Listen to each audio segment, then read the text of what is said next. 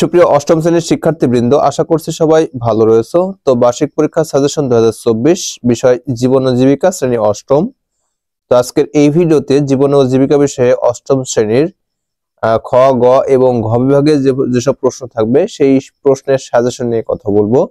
সে সাথে কিছু গুরুত্বপূর্ণ প্রশ্ন দাগিয়ে দেবো। আশা করছি এখান থেকে তোমরা কমেন্ট পেয়ে যাবে। কেমন? তো চলো ভিডিওটি শুরু করা যাক।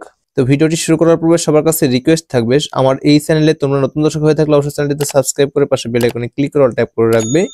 আর ভিডিওতে লাইক এবং শেয়ার করতে ভুলবে না, এবং কমেন্ট করে জানিয়ে দাও তুমি কোথা থেকে দেখছো এবং ভিডিওটি কেমন লাগছে। আর ফেসবুক পেজ থেকে দেখে থাকলে অবশ্যই পেজটিতে ফলো করবে এবং প্রতিটি ভিডিওতে লাইক এবং কমেন্ট করবে আর বেশি বেশি শেয়ার করবে।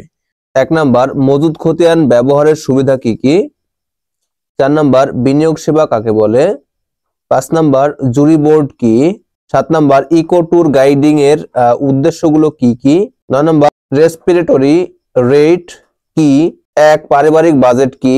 3 এমএফএস অ্যাকাউন্ট কি?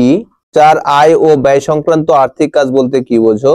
7 ইকো ট্যুরের সুবিধাগুলো কি কি?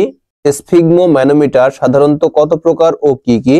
4 5টি আর্থিক সেবাদানকারী প্রতিষ্ঠানের নাম লেখো। 8 পালস বলতে কি বোঝায়? 9 ইনসুলিন বলতে কি বোঝো? 10 পারিবারিক কাজ বলতে কি বোঝো? 3 সঞ্চয় কাকে বলে? 4 বীমা প্রতিষ্ঠানের কাজ কি? 9 কেয়ার গিভিং শেখার প্রয়োজন কেন? 10 আর্থিক কাজ বলতে কি বোঝো? 3 নারী উদ্যোক্তা ঋণ কেন দেওয়া হয়? 4 কৃষি ঋণের সুবিধাগুলো লেখো।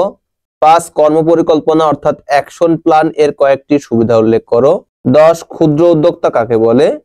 তো এখানে যে প্রশ্নগুলো ইন্ডিকেট করেছি, আশা করছি এখান থেকে তোমরা সকল প্রশ্ন কমন পেয়ে যাবে। তো এই প্রশ্নগুলো অবশ্যই যে কোনো গাইড বই অথবা মূল বই দেখে পড়ে নেবে। কেমন?